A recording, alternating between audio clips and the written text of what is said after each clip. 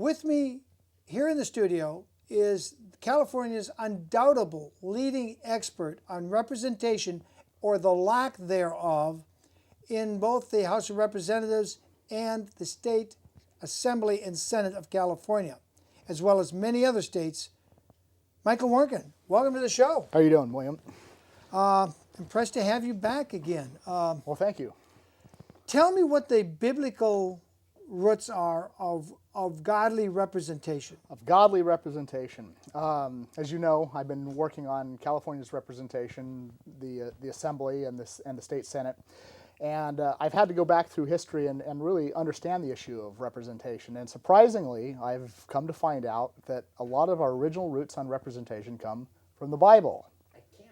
From the Bible. And if we go back to Deuteronomy, I guess 1:15, it says, "So I took the leading men of your tribes, wise and respected men, and appointed them to have authority over you, as commanders of thousands, of hundreds, of fifties, and of tens." The original representation of most European countries followed this. 10, the smallest towns were called tithings, and they were 10 families.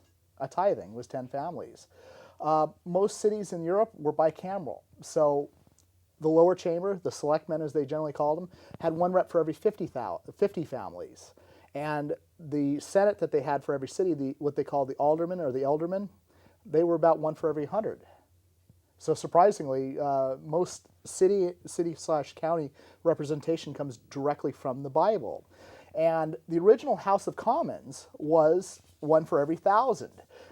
In fact, at one point in time, it was Simon de Montfort who called the lower chamber. It used to be just the lords would meet.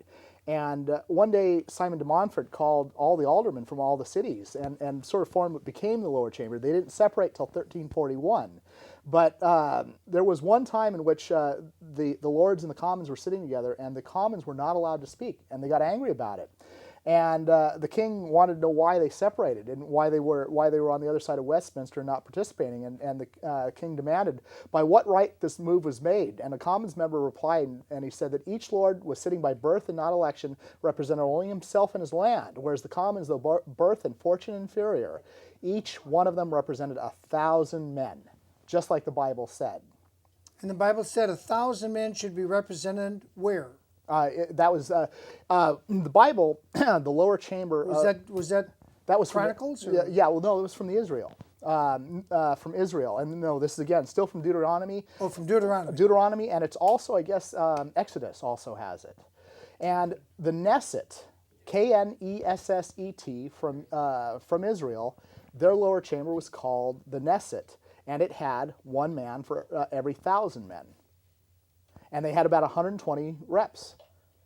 And it was the upper chamber in Israel, which was called the Sanhedrin.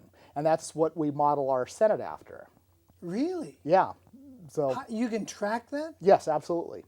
In fact, when Cromwell took over England and he basically sacked the House of Lords and he reestablished what's been known as the barebone parliament, and it's kind of funny, it's known as the barebone parliament, but they had better representation than we do today.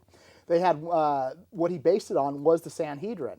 And at first he chose 70, but he decided to double it. So the barebone parliament had 140 members.